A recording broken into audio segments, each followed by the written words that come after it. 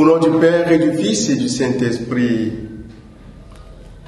Seigneur Esprit Saint, toi qui nous donnes la force de tenir bon, d'être debout pour t'accueillir le jour de ta venue, accorde à tous ceux qui faiblissent dans la foi de se revêtir de courage pour t'attendre et t'accueillir comme un roi.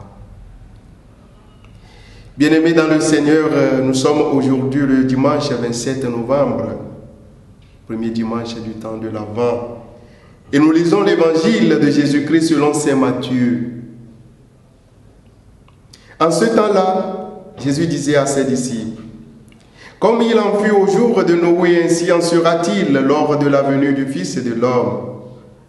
En ces jours-là, avant le déluge, on mangeait et on buvait, on prenait femme et on prenait mari jusqu'au jour où Noé entra dans l'arche. Les gens ne se sont doutés de rien jusqu'à ce que survienne le déluge qui les a tous engloutis. Telle sera aussi la venue du Fils de l'homme. Alors, 2 hommes seront au champ, l'un sera pris, l'autre laissé. 2 femmes seront au moulin en train de moudre, l'une sera prise, l'autre laissée. Veillez donc, car vous ne savez pas quel jour votre Seigneur vient. Comprenez-le bien. Si le maître de maison avait su quelle heure de la nuit le voleur viendrait, il aurait veillé et n'aurait pas laissé percer le mur de sa maison. Tenez-vous donc prêts. Vous aussi, c'est à l'heure où vous n'y penserez pas que le Fils de l'homme viendra. » Acclamons la parole de Dieu, louange à toi Seigneur Jésus. Bien-aimés dans le Seigneur, loué soit Jésus-Christ. Avant tout propos, qu'il me soit permis dans le Seigneur notre Dieu, à qui appartient le temps et l'espace, ce Dieu de qui vient toute force et toute bénédiction, de vous souhaiter une bonne année liturgique. Si j'ai un bonheur ou même un malheur à vous souhaiter à l'entame de cette année liturgique, c'est que vous puissiez donner votre vie entièrement à Dieu, afin d'attirer sur vous et vos familles et vos projets la bénédiction de Dieu. Bien-aimés dans le Seigneur, nous voilà enfin entrés dans le temps de l'Avent, un temps d'attente, un temps de préparation, un temps d'espérance. Parlant toujours de la venue du Fils de l'homme, le Seigneur appelle ses disciples à la vigilance. Entre autres événements, en prélude de cette venue du Christ, le Seigneur compare ce jour à ce qui s'est passé au temps de Noé, et il dit: « Comme il en fut au jour de Noé, ainsi sera-t-il lors de la venue du Fils de l'homme. » En effet, un déluge a été prédit par les prophètes, mais les contemporains de Noé ne l'ont pas pris au sérieux. Et en ces jours-là, avant que le déluge n'advienne, ils mangeaient et buvaient, et prenaient femme et mari.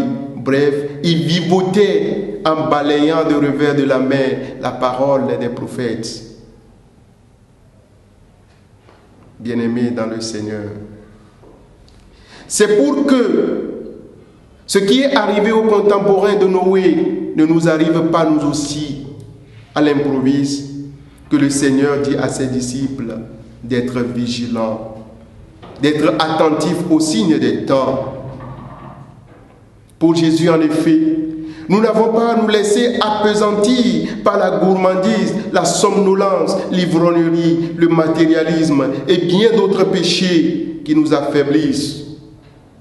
Nous n'avons pas à faire comme les hommes du temps de Noé, de peur d'être pris par le jour du Christ comme par un filet. Nous n'avons, selon le Seigneur, qu'à veiller et à prier en tout temps et à se tenir prêt, comme le ferait un maître de maison s'il savait que les larrons doivent venir l'attaquer. Ou comme des esclaves qui attendent leur maître à toutes les heures de la nuit. Certes, cela n'est pas facile, mais suivant Jésus, pour échapper à la colère du dernier jour, il ne nous reste qu'à éviter de passer notre vie à se disputer avec nos semblables, à rechercher les jouissances fébriles, inutiles et flatteuses du siècle présent. Bien-aimés dans le Seigneur, nous n'avons qu'à veiller et à prier fort.